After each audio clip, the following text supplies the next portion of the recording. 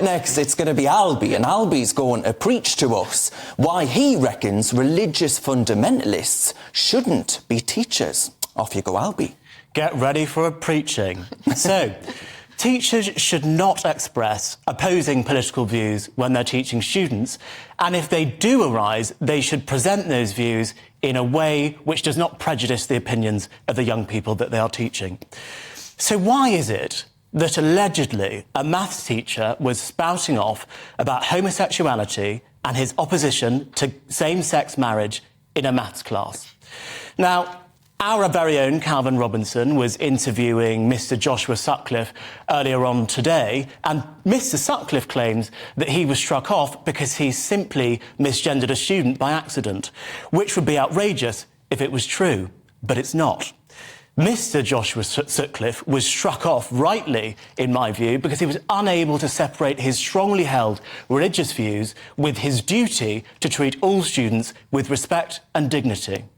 Now, you tell me, how is it that someone could treat a gay student or a Muslim student with respect and dignity if they have openly said that they think Islam and homosexuality is an abomination, or indeed that all sin deserves the death penalty? That's right, if you have a couple too many chips down the pub, you're off for the chop. Sounds a bit over the top to me. Now, you're perfectly entitled to have these points of view, but I would argue you should be nowhere near a classroom. Here at GB News, we often talk about the woke indoctrination of our schools, and often it's justified. But if we're going to take that line, we've got to call out crankery wherever we find it.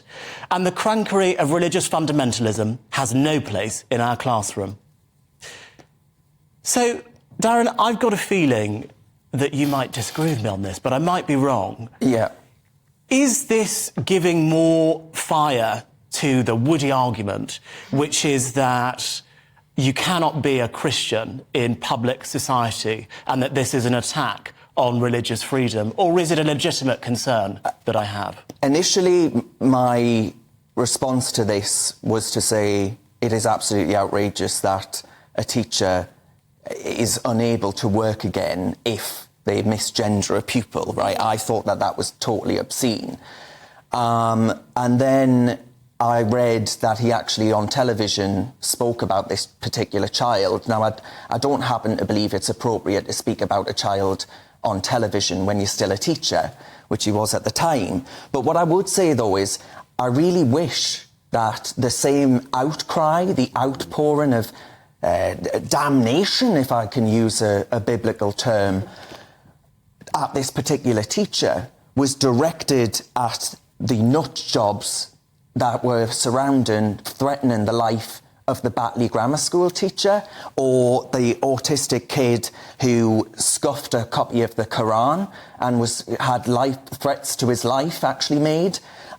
It strikes me that it's all right to attack a Christian for their views when it comes to education, but we are unable completely to actually to talk about the significant issues that exist when it comes to Islam in Britain's schools. So I would just like a bit of a balanced playing field, to be honest. But Benjamin Loughnane, we often on this channel talk about issues pertaining to what happened with the autistic child and the Quran being scuffed. There was a lot, in fact, of outrage at what happened at the Batley Grammar School, but also the anti-LGBT protests outside schools in Nottingham and Birmingham. So that does happen. But does this prove, this incident, that you can't be a devout religious person in the public sphere? Well, I've got no problem with people complaining about this if you disagree with him, but I think you should also condemn the left-wing teachers. There's many left-wing teachers who use their position as a teacher in charge of children to spread their beliefs and their sort of ideas, because they've got impressionable young minds and they fill them with the things that they believe. And there's absolutely no outrage, there's no condemnation of those people. But when he happens to be a Christian, suddenly it's a big problem. I think there is a double standard there. But Emily, I went to a Christian school. I went to a school that was literally called Emmanuel, and I never came across views that were spouted by this man and what I read in this report into why he was struck off from the profession. Was he saying this in classes? So is there a problem with someone having these really quite fundamentalist Christian beliefs and teaching in schools? Is it compatible?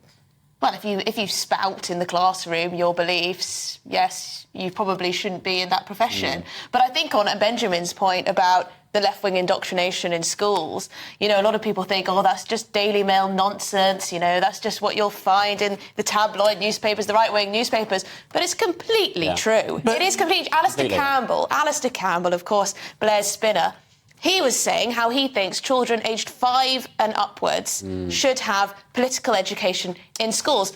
It doesn't take a genius to work out but that might be. Emily, if we can actually just stick to the topic. No, I think that's actually interesting, one point very quickly. One of the allegations which was upheld in this report was that he spoke about his opposition to same-sex marriage in a maths lesson. If you can condemn woke indoctrination, can you condemn this? I literally just said I don't think he's in the right profession.